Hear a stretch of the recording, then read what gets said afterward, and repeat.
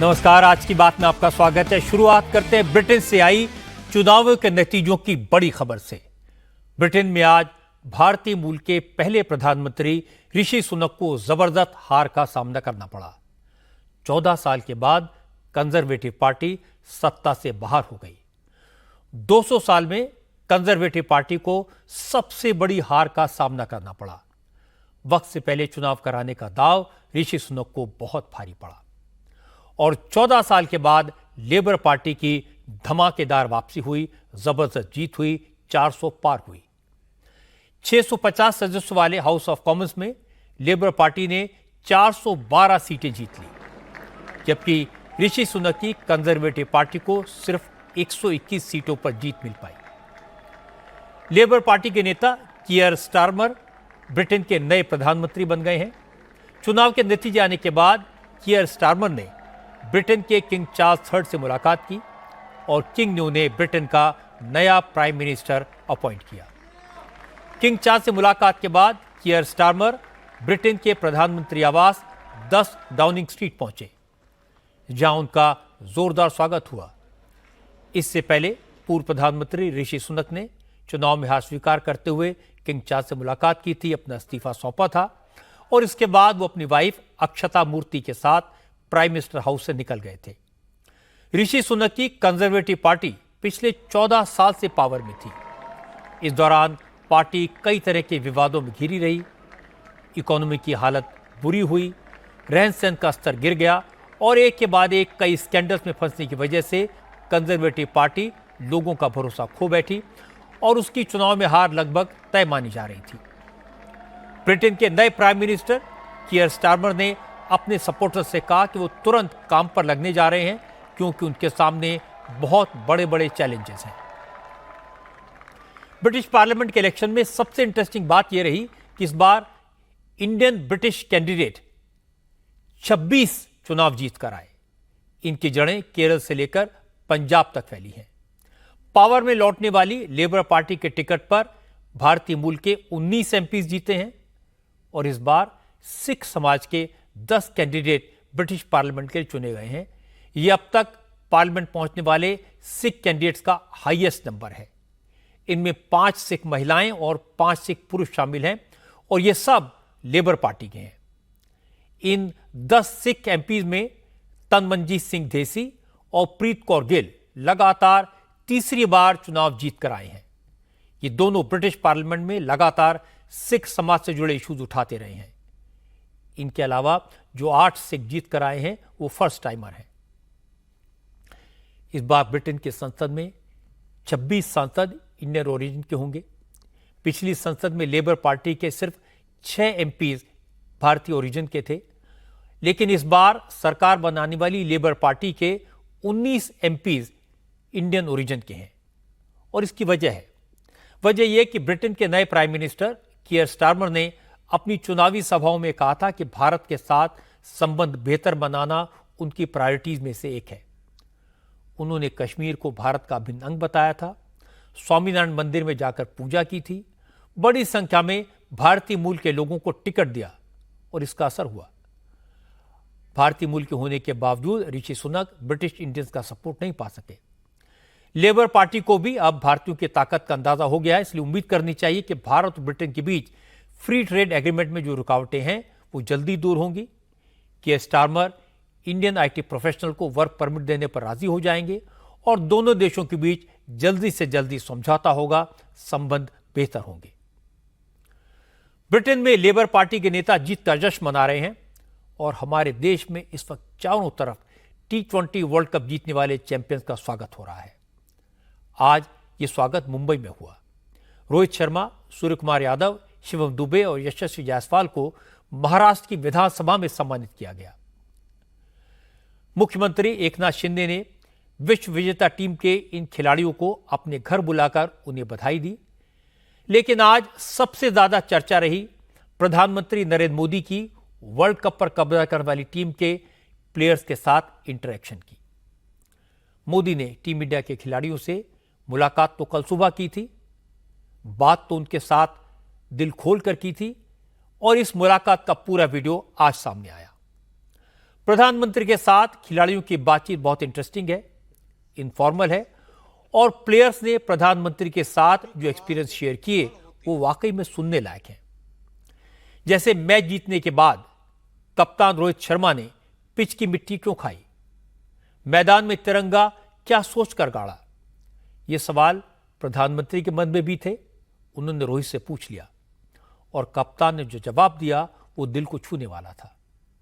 नरेंद्र मोदी ने रोहित से यह भी पूछा कि ट्रॉफी लेते वक्त रोबोटिक स्टाइल वाले डांस स्टेप करते हुए जाने का आइडिया किसका था। रोहित ने दोनों सवालों का जवाब दिया तो वहां मौजूद बाकी सब लोग जोर से हंस पड़े। रोहित, मैं इस पल के पीछे आपका मन को जानना चाहता हूं। जमीन कोई भी हो, मिट्टी कहीं भी की हो, लेकिन क्रिकेट का जिंदगी ही पिच पे होती है और आपने क्रिकेट की जो जिंदगी है उसको चूमा। ये कोई हिंदुस्तानी ही कर सकता है। जहां पर हमें वो विक्ट्री मिली उसका मुझे बस एक पल जो था वो हमेशा याद रखना था और वो चखना था बस, क्योंकि उस पिच पर हम खेल के उस पिच पर जीते, क्योंकि हमने सब लोगों ने उस चीज का इतना वेट किया, इतना मेहनत किया। बहुत बार हमारे पास, बिल्कुल पास में आया था वर्ल्ड कप, बट हम आगे नहीं जा सके।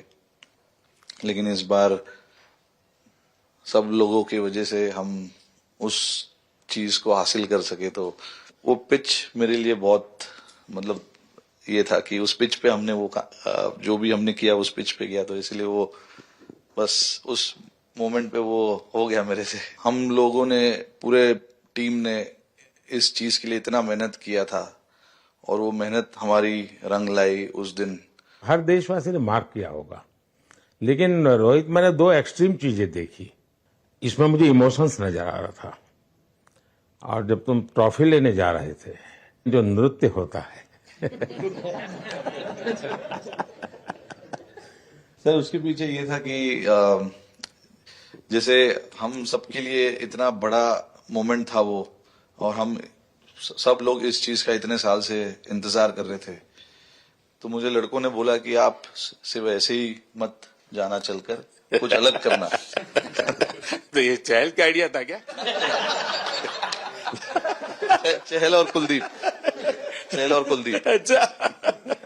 2007 में सबसे छोटे खिलाड़ी और 2024 में विजयी टीम के कैप्टन, क्या अनुभव करते? ये वर्ल्ड कप में मैं एक चीज बड़े कॉन्फिडेंट से बोल सकता हूं कि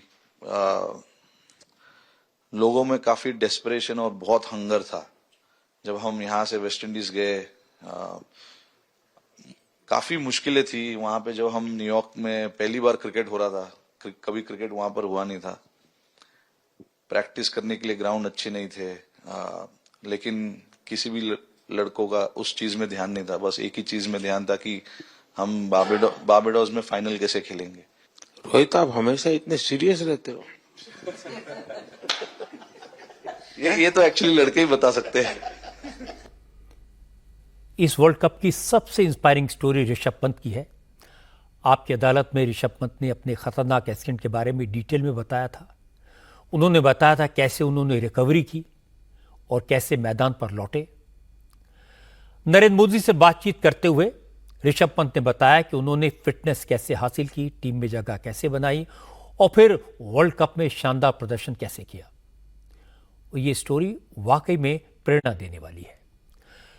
प्रधानमंत्री मोदी ने ऋषभ पंत से पूछा यह कारनामा कैसे किया। ऋषभ ने बताया कि इसमें नरेंद्र मोदी का भी योगदान है। जो लंबी तपस्या होती है वो समय पे काम आती है। आपने खेल में जो तपस्या की है वो जरूरत पड़ने पर उसने अपना रंग बिखेरा। इस बार की लड़ाई तो आपकी ये रिकवरी की यात्रा कठिन है। प्लेयर के नाते तो शायद पुरानी आपकी अमानत थी, उसको आपने आगे कर लिया। लेकिन ऐसे समय कोई व्यक्ति रिकवरी करे, ये क्योंकि आपने उस समय काफी पोस्ट भी किए थे, मैं आपके पोस्ट देखता रहता था कि आज आपने इतना कर लिया, आज इतना कर लिया, तो मुझे हमारे साथी बताते थे। इसके पीछे से नॉर्मल थॉट था ये, क्योंकि एक 1.5 साल पहले मेरा एक्सीडेंट हो गया था, तो काफी टफ टाइम चल रहा था।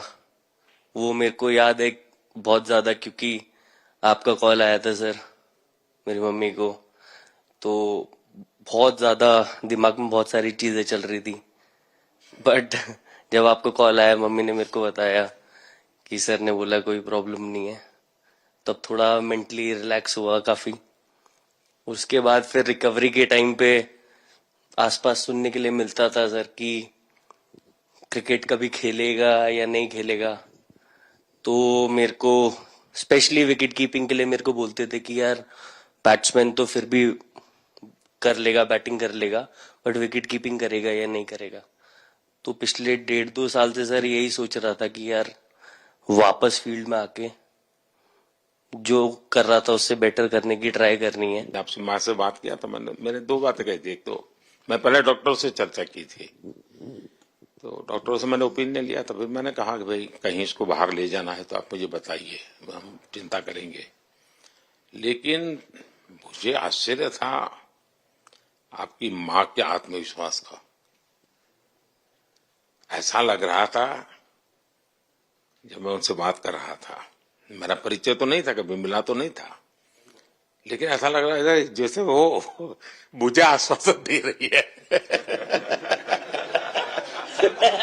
ये ना बड़ा बड़ा बड़ा गजब का था जी। तो मुझे लगा कि जिसको ऐसी मां मिली है वो कभी विफल नहीं जाएगा। नरेंद्र मोदी ने खिलाड़ियों से जिस अंदाज में बात की, जो सवाल पूछे, उसे देखकर टीम इंडिया के प्लेयर्स भी अचरज में थे, क्योंकि मोदी को एक एक मैच की एक एक डिटेल पता थी, सबके परफॉर्मेंस के बारे में पता था, किस मैच में किस टाइम क्या हुआ, किसने कैसा प्रदर्शन किया, मोदी को सब कुछ जानकारी थी। मोदी के साथ बातचीत में विराट कोहली ने अपने दिल की जो बात कही, वो वाकई में टच करने वाली थी। उन्होंने ये बात न अवार्ड सेरेमनी में कही, न किसी इंटरव्यू में कही। नरेंद्र मोदी ने पूछा 7 मैचों में कुल 75 रन और फाइनल में सीधे 76, ये कैसे हुआ? इस पर विराट ने जो जवाब दिया वो वाकई में इंस्पायर करने वाला है। एक महान खिलाड़ी कैसे साफ गोई से अपने दिल की बात कह सकता है, ये उसका एक एग्जाम्पल है। जरूरत पड़ने पर उसने अपना रंग बिखेरा। इस बार की लड़ाई तो आप उतार चढ़ाव वाली रही आपकी। ये दिन मेरे लिए बहुत हमेशा मेरे जहन में रहेगा, क्योंकि ये पूरे टूर्नामेंट में मैं वो कंट्रीब्यूशन नहीं कर पाया जो मैं करना चाहता था। और एक समय पे मैंने राहुल भाई को भी बोला कि मैंने अपने आप को और टीम को दोनों को न्याय नहीं दिया अभी तक। तो इन्होंने मुझे बोला कि जब सिचुएशन आएगी तो मुझे भरोसा है कि तुम परफॉर्म करोगे। तो ये कॉन्वर्सेशन हमारी हुई थी, और जब हम खेलने भी गए तो मैंने पहले ही रोहित को बोला, क्योंकि मेरा जैसे टूर्नामेंट गया था मुझे इतना कॉन्फिडेंस नहीं था अंदर जब मैं खेलने जा रहा था कि वैसी बैटिंग हो सकेगी जैसी मैं करना चाहता हूँ। तो जब हम खेलने गए, मुझे पहले 4 बॉलों में 3 चौके मिले, तो मैंने इसको जाके बोला, मैंने कहा यार ये क्या गेम है ये, मतलब एक दिन ऐसे लगता है 1 रन नहीं बनेगा और एक दिन आप जाते हैं और सब कुछ होने लगता है। तो वहां पे मुझे फील हुआ कि, और स्पेशली जब हमारी विकेट गिर गई, कि वो सिचुएशन में मुझे अपने आप को सरेंडर करना है। टीम के लिए क्या जरूरी है इस समय पे, सिर्फ वही मेरे फोकस में था। ये सबको लग रहा था विराट की कि टोटल आपका 75 और बाद में एकदम 76। तो कभी कभार ये पल होती है जी, जब सब लोग कहते हैं यार तुम ही कर लोगे, वो भी एक बार करा के ड्राइविंग फोर्स बन जाता है। लेकिन परिवार से इमीडिएट क्या रिएक्शन आया होगा जब 75 में दबे रहते थे? तो अच्छी बात ये थी सर, यहाँ टाइम का डिफरेंस ज्यादा है, तो परिवार से ज्यादा बात नहीं हुई। मेरी मम्मी ज्यादा टेंशन ले लेती है। पर एक ही, मतलब जो भी मैं करने की कोशिश कर रहा था वो हो नहीं पा रहा था। तो मुझे यही लगा कि जब आप अपनी तरफ से इतनी और आपको ये लगता है कि मैं कर दूंगा, तो वो कहीं ना कहीं आपका अहंकार ऊपर आ जाता है, तो फिर खेल आपसे दूर चला जाता है। तो वही छोड़ने की जरूरत थी। और जैसे मैंने कहा कि गेम की सिचुएशन ही ऐसी बन गई कि मेरे लिए जगह ही नहीं थी अपने अहंकार को ऊपर रखने की, वो पीछे रखना ही पड़ा टीम के लिए। और फिर गेम ने, फिर जब गेम को इज्जत दी तो गेम ने वापस उस दिन इज्जत दी, तो मुझे ये एक्सपीरियंस हुआ। कितनी बड़ी बात विराट कोहली ने कही। अहंकार को पीछे रखने से फायदा होता है। अहंकार को पीछे रखो, अपने काम पर फोकस करो, सफलता जरूर मिलती है। बुमराह के साथ नरेंद्र मोदी ने थोड़ा बहुत मजाक किया। मोदी ने बुमराह से कहा कि उनकी इतनी जबरदस्त बॉलिंग का राज क्या है, क्या वो इडली खाकर बॉलिंग करते हैं? असल में बुमराह एक सिख परिवार से आते हैं, उनकी पत्नी साउथ इंडियन है। मोदी का इशारा इसी तरफ था। प्रधानमंत्री बुमराह से यह भी पूछा कि आखिरी ओवर में जब जीत हार दांव पर लगी हो तब उनके दिमाग में क्या चल रहा होता है। बाजी नहीं सर, मैं जब भी इंडिया के लिए बॉलिंग करता हूँ तो बहुत क्रूशियल स्टेजेस पे बॉलिंग करता हूँ, चाहे नया बॉल हो या इडली खा के जाते हो क्या मैदान में? नहीं नहीं कभी भी सिचुएशन टफ होती है तो मेरे को उस सिचुएशन में बॉलिंग करनी होती है। तो मुझे बहुत अच्छा लगता है कि जब मैं टीम की मदद कर पाता हूँ और कोई भी टफ सिचुएशन से मैच अगर निकाल पाता हूँ तो मुझे बहुत कॉन्फिडेंस मिलता है। लास्ट ओवर हो, हार जीत एक बॉल के सहारे हो, तो कितना बड़ा तनाव होता होगा। ऐसे में उन समय कैसे आप संभालते हैं अपने आप को? अगर मैं सोचूंगा कि हार जाएंगे या मेरे को मैच में कुछ एक्स्ट्रा करना है तो मैं शायद गलती कर दूंगा या नर्वस हो जाऊंगा या क्राउड को देखूं या नर्वस होकर दूसरे लोगों को देखूं तो शायद मेरे से गलती हो सकती है। तो मैं उस टाइम फोकस करता हूं, अपने आप के बारे में सोचूं कि मैं क्या कर सकता हूं। लेकिन ये तो बड़ा तनाव रहता होगा यार, पराठे के बिना दिन निकलता नहीं है। नहीं सर, वेस्ट इंडीज में तो इडली पराठे कुछ भी नहीं मिल रहे थे जो मिल रहा था उससे ही काम चला रहे थे हम लोग। हार्दिक पांड्या वर्ल्ड कप में जब हिस्सा लेने गए तो वो आउट ऑफ फॉर्म थे। आईपीएल में खराब प्रदर्शन किया था, कई जगह लोगों ने उनकी हूटिंग की थी। तो कोई नहीं सोच सकता था कि हार्दिक पांड्या इस वर्ल्ड कप के हीरो साबित होंगे। मोदी के सामने हार्दिक ने जीरो से हीरो वाले इस सफर के बारे में बताया। नरेंद्र मोदी ने हार्दिक से पूछा, जब डेविड मिलर का कैच सूर्य कुमार यादव ने पकड़ा उस वक्त उन्होंने सूर्या से क्या पूछा? हार्दिक ने जो जवाब दिया तो वहां मौजूद कोई भी खिलाड़ी अपनी हंसी नहीं रोक पाया। हार्दिक बताइए। First of all thank you बुलाने के लिए हमें।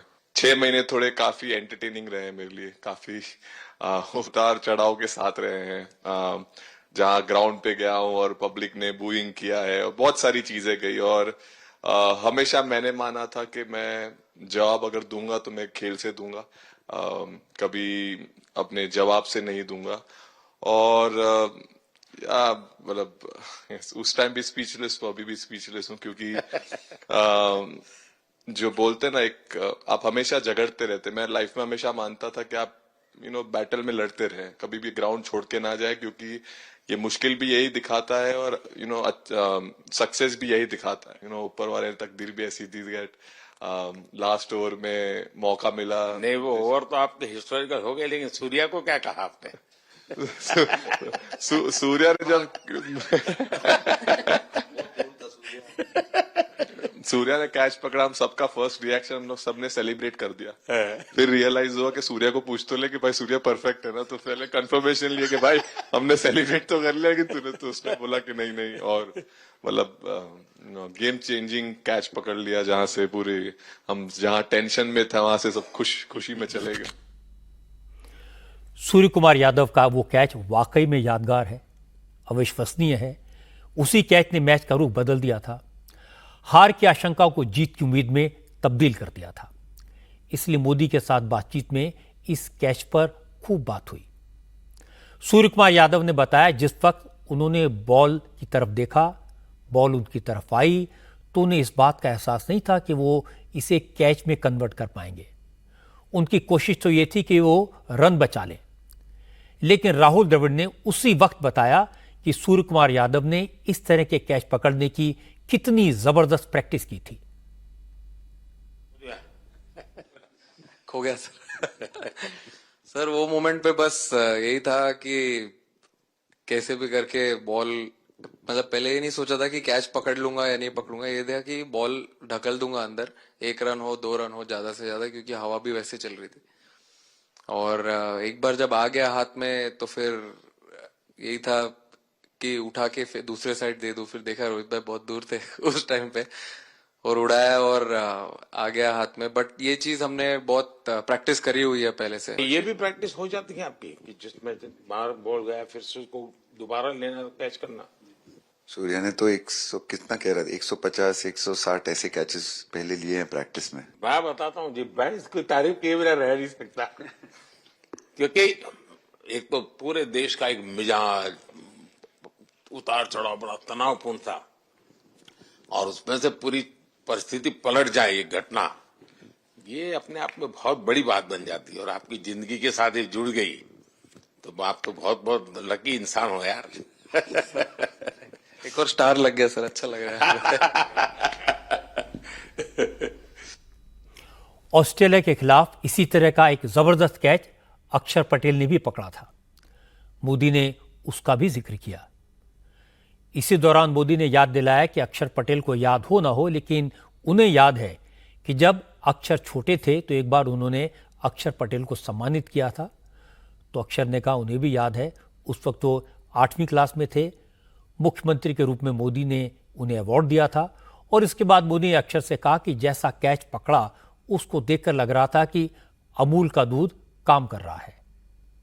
अक्षर जब स्कूल में खेलता था तब एक बार मुझे शायद उसको प्राइज देने का मौका मिला था, 8th स्टैंडर्ड में। मेरा खुद तो खेल की दुनिया से रहा नहीं, लेकिन मैं खेल जगत में कुछ भी अगर हलचल होती है तो मेरा मन उनके साथ लग जाता है। जब कुलदीप बॉल डाल रहा था तो मैं जिस तरफ खड़ा था उस तरफ ही हवा चल रही थी, तो मैं खड़ा था, और उसने जब शॉट मारा तो मुझे लगा कि इजी कैच हो रहा है, बट वो हवा के साथ इतना तेज जाने लगा तो मैं पहले सोच रहा था मैं लेफ्ट हैंड में पकड़ूंगा, लेकिन जब बॉल गया तो मतलब ये तो राइट हैंड पे जा रहा है, तो फिर जंप मैंने मारा उस टाइम पे, और जब हाथ में इतना जोर से आवाज आया उस टाइम पे मुझे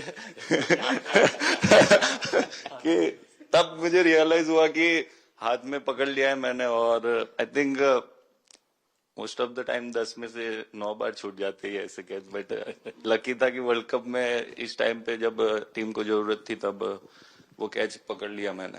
तो अमूल का दूध काम कर रहा है।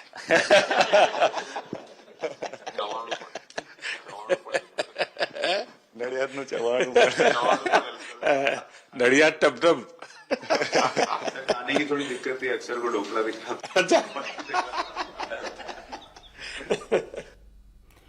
इस बातचीत के आखिर में सबसे इंटरेस्टिंग सवाल नरेंद्र मोदी ने कुलदीप यादव से पूछा।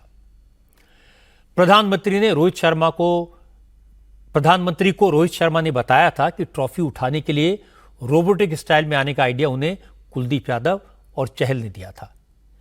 इसलिए जब कुलदीप की बारी आई तो मोदी ने उनसे पूछा कि वो कप्तान को कैसे कंट्रोल कर लेते हैं। इसके जवाब में कुलदीप ने कहा, उससे पूरे माहौल में ठाके गूंजने लगे। मोदी ने चहल से भी मजाक किया, कहा चहल गंभीर नजर आ रहे हैं, जबकि हरियाणा के लोग तो हर माहौल में खुशी ढूंढ लेते हैं। कुलदीप कहें कि देशदीप कहें? सबसे पहले सर देश का ही हो तो ऑब्वियसली सर भारत के लिए सारे मैच बहुत अच्छे लगते हैं खेलने में, बहुत मजा भी आता है, बहुत प्राउड भी फील करता हूँ। तो कुलदीप तुम्हारी ये हिम्मत कैसे हुई कि तुम कैप्टन को नचा रहे हो?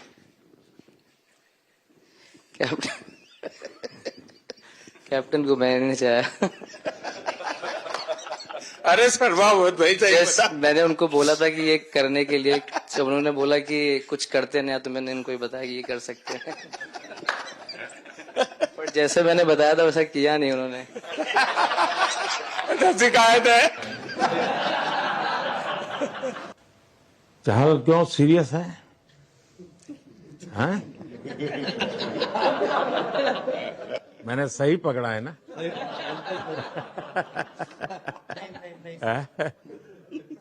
हरियाणा का कोई भी व्यक्ति हो, वो हर हालत में खुश रहता है, वो हर चीज में खुशी ढूंढता है।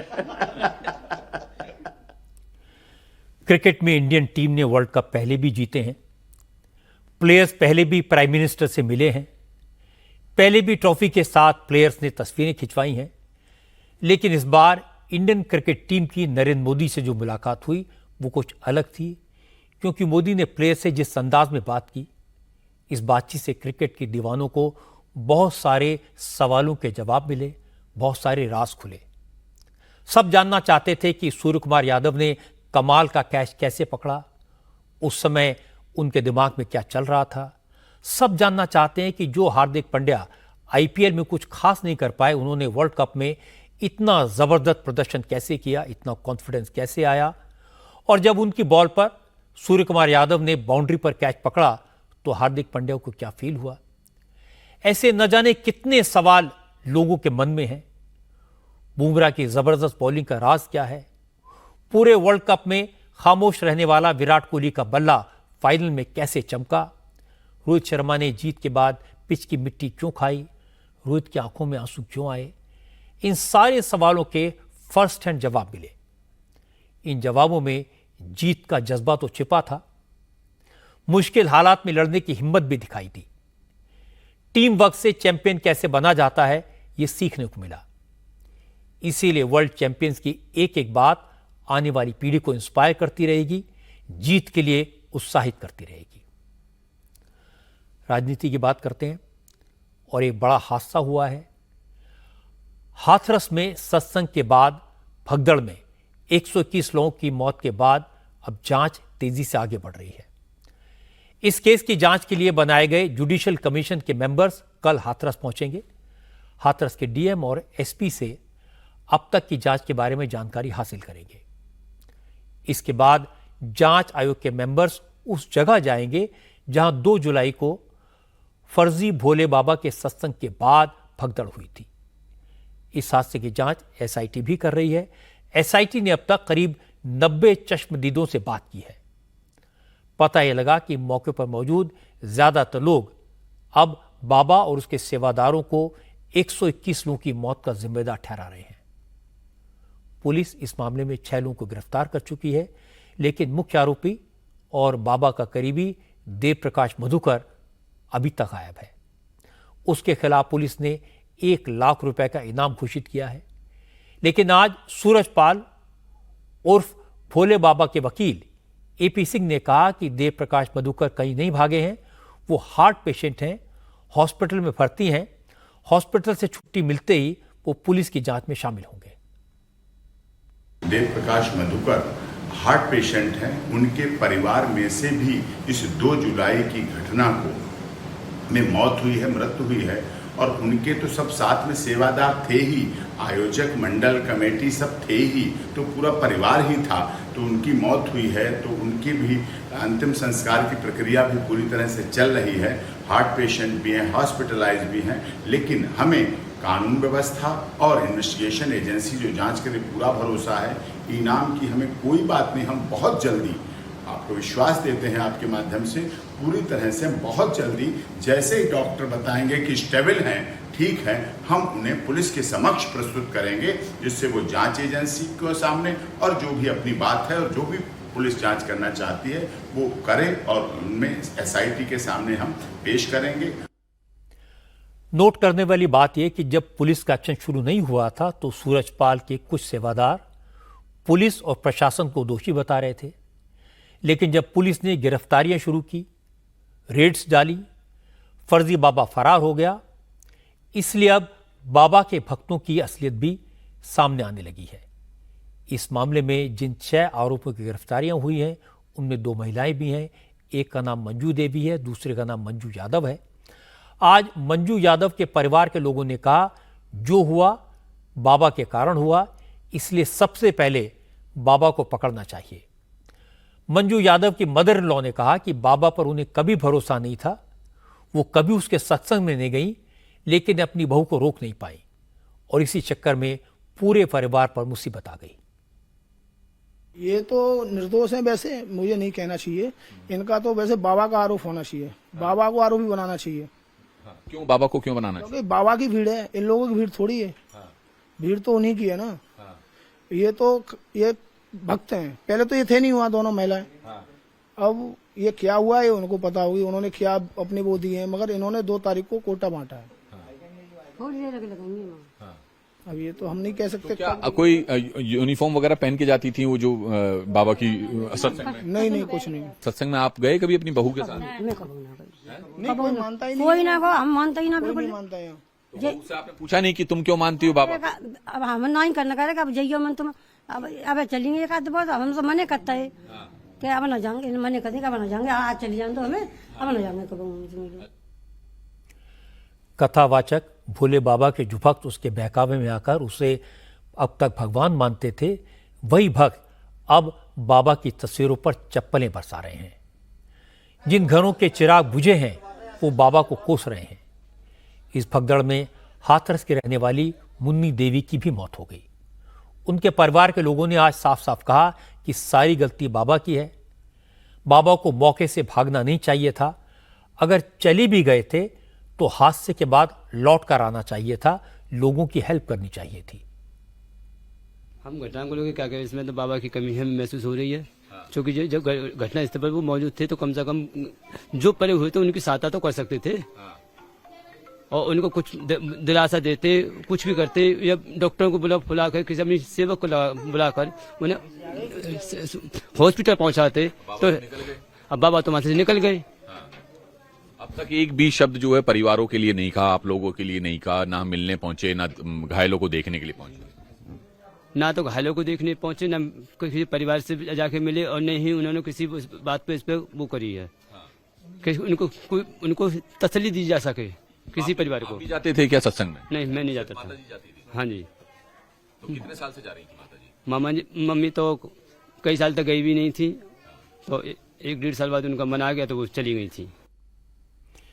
इसी तरह हाथरस की रहने वाली नगीना देवी ने भी इस हादसे के लिए सूरजपाल उर्फ भोले बाबा को जिम्मेदार ठहराया।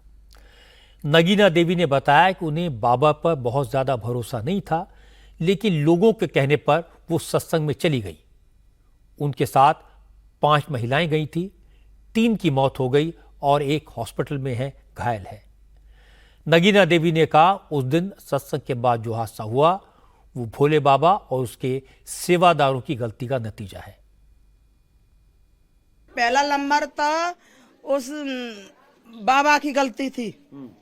इतनी भीड़ लग रही है तो बाबा हाथ उठा के कहना चाहिए था कि 50-100 आदमी निकालने चाहिए थे। पहला नंबर। फिर दूसरा नंबर कमेटी वालों की गलती थी।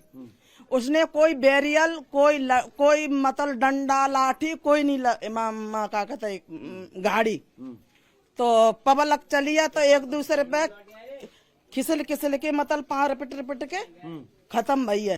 तो बाबा में कोई शक्ति नहीं है।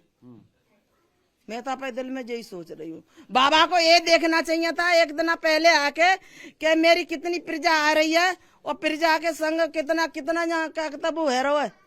तो बाबा ने कुछ नहीं कहा। बाबा हाथ उठा के कह देता, इतनी शक्ति होती तो हाथ उठा के कह देगा 50-50 लेडीज ने निकालो, 100 लेडीज ने निकालो, तो काय की इतनी दुर्घटना होती।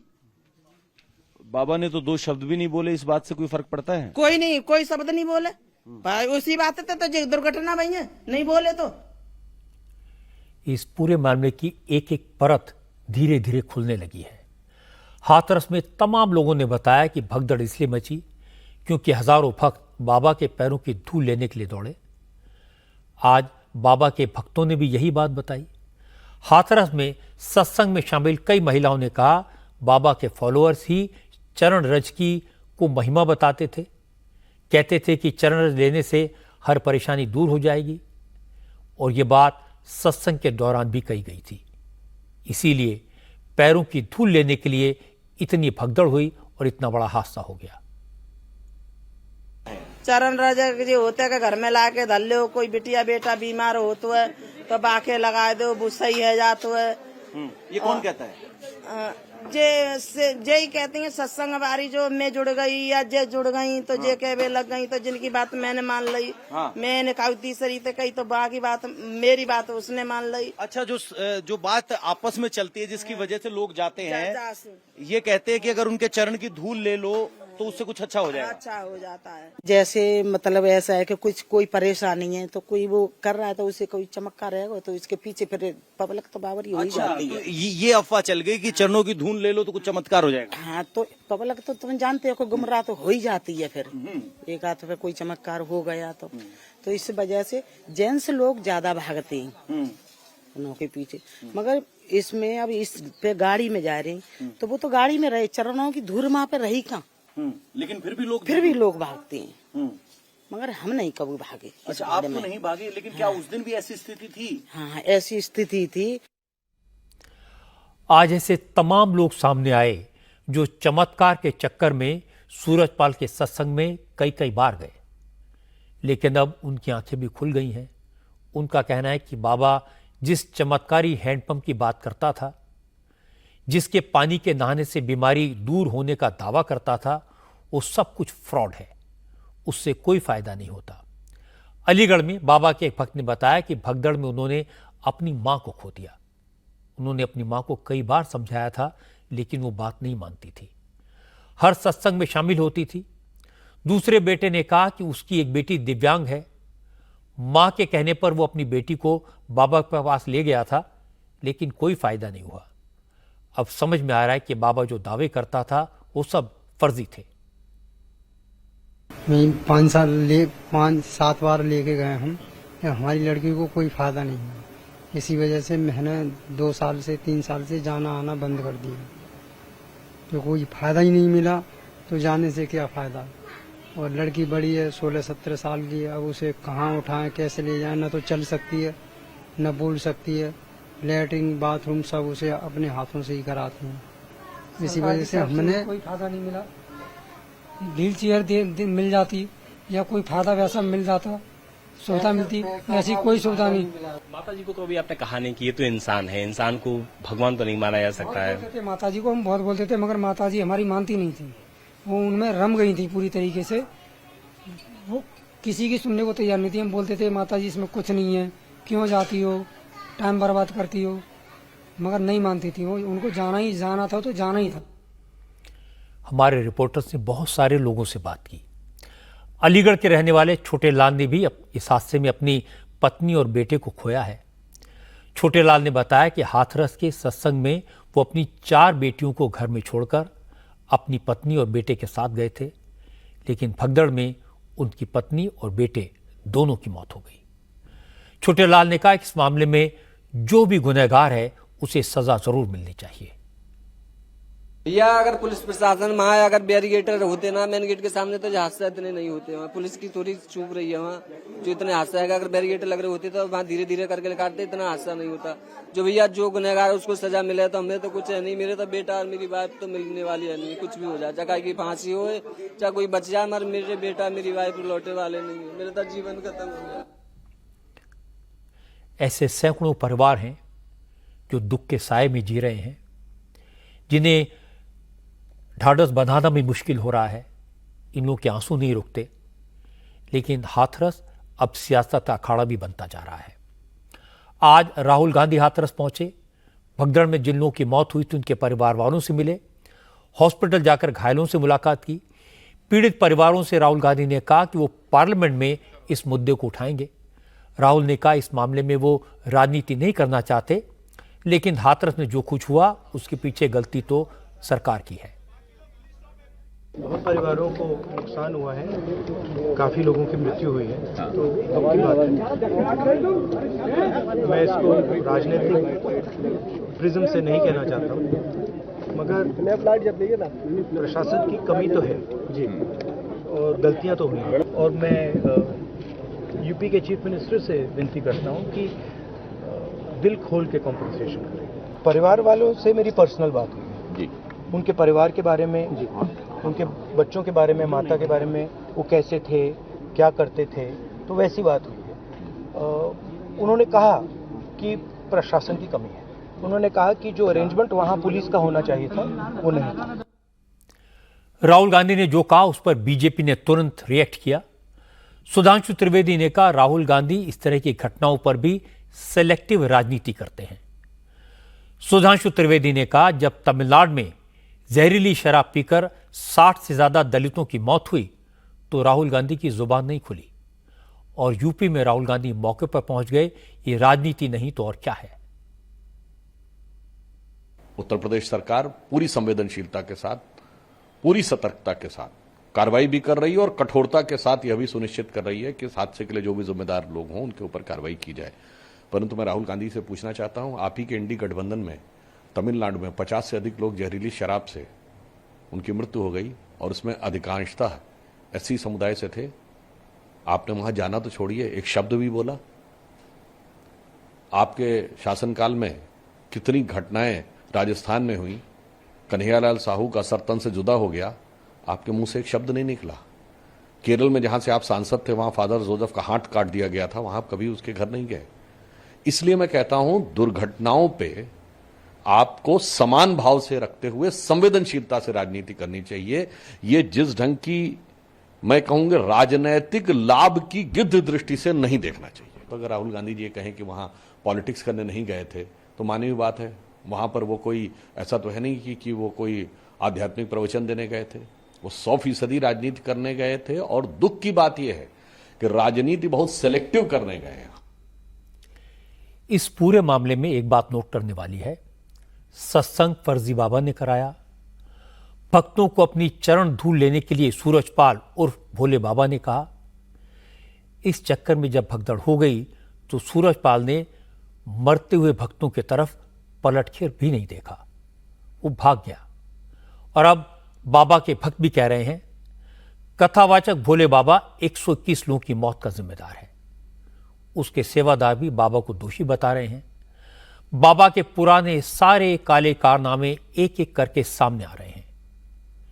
जमीनों पर कब्जे, बलात्कार, ठगी जैसे तमाम केसेस सामने आए हैं। लेकिन आपने गौर किया होगा कि राहुल गांधी हो, अखिलेश यादव हो, रामगोपाल यादव हो, अजय राय हो, किसी विरोधी दल के नेता ने बाबा का नाम तक नहीं लिया। किसी ने यह नहीं कहा कि सबसे पहले इस फर्जी बाबा को पकड़कर जेल में क्यों नहीं डाला जाता, पुलिस सबसे पहले उस बाबा को क्यों नहीं खोजती, उसका नाम एफआईआर में क्यों नहीं डाल रही। इसकी एक ही वजह है, यूपी के 16 जिलों में इस बाबा का साम्राज्य फैला है। उन जिलों में दलित और पिछड़े वर्ग के लोग इस बाबा के भक्त हैं। बाबा खुद जाटव समाज का है और बाबा के खिलाफ बोलकर कोई वोट बैंक को नाराज नहीं करना चाहता। इसीलिए किसी की जुबान इस बाबा के खिलाफ नहीं खुल रही। वो बाबा जिसके चक्कर में 121 लोगों की जान चली गई। मुझे पूरा यकीन है कि योगी आदित्यनाथ की सरकार जल्दी से जल्दी जांच पूरी करके इस फर्जी बाबा के खिलाफ कड़े से कड़ा लीगल एक्शन लेगी। आज पंजाब से परेशान करने वाली खबर आई। लुधियाना में शिवसेना के लोकल लीडर संदीप थापर पर सरेआम बीच बाजार में कातिलाना हमला किया गया। संदीप थापर को इलाके के लोग गोरा के नाम से जानते हैं। संदीप थापर शिवसेना के एक्टिव मेंबर हैं। हिंदूवादी नेता के तौर पर उनकी पहचान है। आज संदीप थापर जब एक ट्रस्ट के पूर्व चेयरमैन की पुण्यतिथि के कार्यक्रम में हिस्सा लेकर लौट रहे थे, उसी वक्त संदीप थापर पर निहंग की वेशभूषाएं आए 3 लोगों ने घात लाकर हमला किया। संदीप थापर की सुरक्षा को लेकर पहले आशंका जताई गई थी, इसलिए पुलिस ने उन्हें सिक्योरिटी दी हुई थी। जिस वक्त संदीप पर हमला हुआ उस वक्त पुलिसकर्मी उनके साथ था। संदीप स्कूटर खुद चला रहे थे और सुरक्षाकर्मी उनके पीछे बैठा था। बाजार में निहंगों की वेशभूषा में 3 लोग अचानक स्कूटर के सामने आए। संदीप थापर उनके सामने हाथ जोड़ते हुए दिख रहे हैं, लेकिन कुछ ही सेकंड के बाद इन लोगों ने तलवारों से संदीप थापर पर ताबड़तोड़ हमला किया। संदीप का सुरक्षाकर्मी मौके से भाग गया। जब खून से लथपथ संदीप जमीन पर गिर गए तो हमलावर उन्हीं का स्कूटर लेकर फरार हो गए। इलाके के लोगों ने संदीप को गंभीर हालत में हॉस्पिटल पहुंचाया, जहां उनकी कंडीशन फिलहाल सीरियस बनी हुई है। परेशान करने वाली बात है कि हमला लुधियाना के सबसे भीड़ भरे इलाके में हुआ और उस वक्त हुआ जब सड़क पर ट्रैफिक चल रहा था। सवाल पुलिस पर भी उठ रहा है, क्योंकि जिस जगह हमला हुआ वहां से पुलिस चौकी चंद कदम की दूरी पर थी। हालांकि अब से थोड़ी देर पहले पुलिस ने 2 आरोपियों को फतेहगढ़ साहब से गिरफ्तार करने का दावा किया है। पुलिस का कहना है कि तीसरे की तलाश जारी है। तीसरे की भी पहचान हो गई है। दो अक्यूज को हमने अरेस्ट किया। एक सरबजीत सिंह साहब है एंड एक हरजोत सिंह है, उसको अभी अरेस्ट किया फतेहगढ़ साहब के यहाँ। और ये रहने वाले कहाँ के थे? ये दोनों ये लुधियाना के रहने वाले हैं। तीसरा अभी जो पता लगा जो प्राइमरी ऑफिसर कि ये अमृतसर का रहने वाला है। अमृतसर का रहने वाला है। सर अभी मोटोस ऑफ ऑपरेंडी जो है उसका पता लगे क्यों हमला क्यों किया गया? इनको अभी फिलहाल 1 घंटे पहले ही हमने अरेस्ट किया है, तो after detail investigation detail interrogation के बाद ही हम ये बता पाएंगे। जो बातें सामने आ रही कि सिक्योरिटी को लेके भी सवाल उठ रहे हैं कि सिक्योरिटी इन्होंने मांगी थी, लगातार ये डिमांड करते कि मेरी जान को खतरा है, ऐसा भी कुछ आपके पास अभी आया है? सिक्योरिटी ऑलरेडी इनके पास थी एंड मौके पे अनफॉर्चुनेटली जब ये इंसिडेंट हुआ उस टाइम भी एक सिक्योरिटी पर्सन इनके साथ ही था। लेकिन उसने कोई जवाबी कार्रवाई नहीं की, तो कोई इंक्वायरी भी मांग कर? वो हम जो फैक्ट है एक बार फाइंड आउट कर रहे हैं। हमने डिटेल इंक्वायरी उस पर बैठाई है और हम उसका पता कर रहे हैं कि वो ऐसा करने में असक्षम क्यों रहा। संदीप थापर पर हुए जानलेवा हमले से लोगों में नाराजगी है। शिवसेना और दूसरे हिंदूवादी संगठनों ने भगवंत मान के खिलाफ प्रोटेस्ट शुरू कर दिए हैं। शिवसेना के कार्यकर्ताओं का कहना है कि पंजाब में कानून व्यवस्था खत्म हो गई है, हिंदुओं पर साजिश के तहत हमला हो रहा है और भगवंत मान की सरकार तमाशा देख रही है। इसे बर्दाश्त नहीं किया जाएगा। सानू धरना देना पिया भी पंजाब दे विच हिंदू सुरक्षित नहीं है। सरकार ये कह चुकी है कांग्रेस दे वोटां पाउण नाल पंजाब दे विच हिंदुआं नूं ऐदां मराया जावे। दिन दिहाड़े कि लुधियाने शहर दे विच शरेआम कतलेआम करना ये तो साफ जाहिर हुंदा भी ये जिहड़ी बदलाव वाली सरकार सी ये हिंदुआं नूं मराण वास्ते पंजाब दे विच इन्हां ने वो अफसर लाए ने जिन्हां ते पहला एलीगेशन लगे हुए ने, जिहड़े ऑलरेडी सरकारां दे हित लई काम करदे ने, लोकां दे हित लई नहीं, समाज हित लई नहीं, हिंदुआं दी सुरक्षा लई नहीं। सीपी साहब की कह रहे हैं और डीजीपी साहब ਨੂੰ ਕੀ ਜਵਾਬ ਦੇ ਰਹੇ? ਇਹ ਕੋਈ ਝਗੜਾ ਚੱਲ ਰਿਹਾ ਸੀ, ਗੋਲਾ ਥਾਪਰ ਵਿੱਚ ਜਾ ਕੇ ਫਸ ਗਿਆ। ਉਹ ਭਾਈ ਵੀਡੀਓ ਦੇਖ ਲਓ, ਆਪਣੇ ਅਫਸਰਾਂ ਨੂੰ ਪੁੱਛ ਲਓ। ਅੱਧਾ ਘੰਟਾ ਉੱਥੇ ਖੜੇ ਅਸੀਂ ਲੋਕ ਫੋਨ ਮਾਰਦੇ ਰਹੇ ਪੁਲਿਸ ਅਫਸਰਾਂ ਨੂੰ, ਕੋਈ ਅਫਸਰ ਨਹੀਂ ਆਇਆ ਉੱਥੇ। ਇਹ ਲੁਧਿਆਣੇ 'ਚ ਪੰਜਾਬ ਹਿੰਦੂਆਂ ਦਾ ਹਾਲ ਹੈ। ਜਲੰਧਰ ਦੇ ਵਿੱਚ ਇਲੈਕਸ਼ਨ ਚੱਲਦੇ, ਭਗਵੰਤ ਮਾਨ ਉੱਥੇ ਡੇਰਾ ਪਾ ਕੇ ਬੈਠਾ, ਉਹਨੂੰ ਪੰਜਾਬ ਦੀ ਲੋੜ ਨਹੀਂ ਹੈ। ਸ਼ਰੇਆਮ ਸਿਵਲ ਹਸਪੀਟਲ ਦੇ ਬਾਹਰ ਹਮਲਾ ਹੋ ਰਿਹਾ, ਹਿੰਦੂ ਕੀ ਕਰੂਗਾ? ਛੱਡ ਕੇ ਚਲ ਜੀਏ, ਲੈ ਲਓ ਸਾਡੇ ਮਕਾਨ, ਲੈ ਲਓ ਚਾਬੀਆਂ, ਛੱਡ ਦਈਏ ਪੰਜਾਬ ਨੂੰ। ਤੁਹਾਡਾ ਏਜੰਡਾ ਪੂਰਾ ਹੋ ਜਾਵੇ ਜਿਹੜਾ ਸਰਕਾਰ ਨੇ ਤੈਅ ਕੀਤਾ, ਹਿੰਦੂ ਇੱਥੋਂ ਭਜਾਓ, ਬਾਕੀ ਦੂਜੇ ਦਰਜੇ ਦਾ ਤੀਜੇ ਦਰਜੇ ਦਾ ਨਾਗਰਿਕ ਬਣਾ ਕੇ ਸਾਨੂੰ ਇੱਥੇ ਸਿੱਟਿਆ ਪਿਆ ਵਾ। केंद्रीय मंत्री रवनीत सिंह बिट्टू ने भी लुधियाना की घटना पर चिंता जताई। रवनीत बिट्टू ने कहा, आम आदमी पार्टी के नेता और सरकार के मंत्री हर वक्त चुनाव के चक्कर में पड़े रहते हैं, किसी का कानून व्यवस्था की तरफ कोई ध्यान नहीं है, इसीलिए पंजाब का यह हाल हो रहा है। मजाक बन गया पंजाब दे विच ते लुधियाने च एडा दर्दनाक सीन अज सहम गया होगा सारा पंजाब। अज लुधियाना सहमिया पिया, डरिया पिया, दुकानदार, कारोबारी, बच्चे स्कूल जानों डरनगे जो ये हालात देखे आ।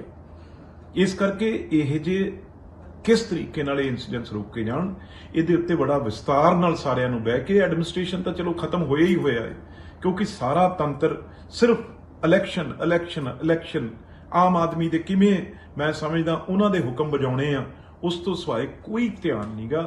अज ये लुधियाने च बहुत मंदभागी गल हुई आ। कानून नौ दी कोई चीज रह गई है पंजाब च? मैनूं इन्ना गल दसो। पंजाब में किसी हिंदूवादी नेता पर यह कोई पहला हमला नहीं है। जब अमृतसर में शिवसेना के नेता सुधीर सूरी की गोली मारकर हत्या कर दी गई थी, तब भी इसी तरह के सवाल उठे थे और अब फिर से कहा जा रहा है कि पंजाब में जानबूझकर साजिश के तहत हिंदुओं पर हमले हो रहे हैं। मुझे लगता है इससे पहले कि पंजाब में इस तरह की वारदात मजहबी रंग लें, समुदायों के बीच दूरियां बढ़ाएं, उससे पहले भगवंत मान की सरकार और पुलिस को एक्शन में आना चाहिए। पश्चिम बंगाल में आज तृणमूल कांग्रेस के उन दोनों विधायकों ने शपथ ले ली जो पिछले एक हफ्ते से असेंबली के बाहर धरने पर बैठे थे। पश्चिम बंगाल विधानसभा के स्पीकर बिमान बनर्जी ने तृणमूल कांग्रेस के दोनों विधायकों सायंतिका बनर्जी और रियात हुसैन सरकार को शपथ दिलाई, लेकिन गवर्नर सीवी आनंद बोस ने इस पर आपत्ति जताई है। स्पीकर की शिकायत राष्ट्रपति से की है। असल में पश्चिम बंगाल असेंबली का सेशन कल से शुरू होना था, लेकिन स्पीकर ने इसे एक दिन प्रीपोन कर दिया। आज स्पेशल सेशन बुला लिया। इसके बाद राज्यपाल सीवी आनंद बोस ने ईमेल के जरिए 2 विधायकों को शपथ दिलाने की जिम्मेदारी डिप्टी स्पीकर को दे दी, लेकिन स्पीकर के रहते डिप्टी स्पीकर ने शपथ दिलाने से इनकार कर दिया और स्पीकर ने दोनों विधायकों को शपथ दिला दी। अब गवर्नर ने राष्ट्रपति को एक चिट्ठी लिखकर स्पीकर की शिकायत की है। स्पीकर पर संविधान के उल्लंघन का आरोप लगाया है। अब स्पीकर और गवर्नर के बीच टकराव और बढ़ गया है, लेकिन उन विधायकों ने चैन की सांस ली जो 1 महीने पहले चुनाव जीते थे, लेकिन अब तक असेंबली की मेंबरशिप उन्हें नहीं मिल पाई थी। शपथ लेने के बाद सायंतिका बैनर्जी ने कहा, इतनी मुश्किल के बाद उनकी मुराद पूरी हुई है, अब उन्हें चैन की नींद आएगी। बहुत बहुत अच्छा लग रहा है और आज बहुत दिन बाद शांति से नींद आएगी और कल से फिर काम शुरू कर पाएंगे अच्छे से। अभी तक वो सर्कल कंप्लीट नहीं था, समझ में नहीं आ रहा था कि एमएलए बुला सकेंगे अपने को या नहीं। We were elected but not members yet, so now we can be called the MLA. लेकिन बीजेपी का कहना है कि स्पीकर बिमान बनर्जी ने अपने पद का दुरुपयोग किया, इसलिए उन्हें अपने पद पर बने रहने का अधिकार नहीं है, उन्हें फौरन इस्तीफा देना चाहिए। देखिए, स्पीकर संसदीय रीति, संसदीय कानून सबका उल्लंघन किया, अपना पद का दुरुपयोग किया। राज्यपाल ने विषय को राष्ट्रपति का उद्देश्य में भेजा, सारे तथ्य राष्ट्रपति को जानकारी दिया। मैं समझता हूं राष्ट्रपति जो भी कदम उठाए, लेकिन जो घटना घटाया, स्पीकर पद में विमान बाबू को रहने का और कोई अधिकार नहीं है। बंगाल में तृणमूल कांग्रेस और राज्यपाल के बीच झगड़ा सिर्फ अहंकार का है, ईगो का क्लैश है। दोनों एक दूसरे को नीचा दिखाने की लगातार कोशिश करते रहते हैं और इसका नुकसान हो रहा है पश्चिम बंगाल की जनता को।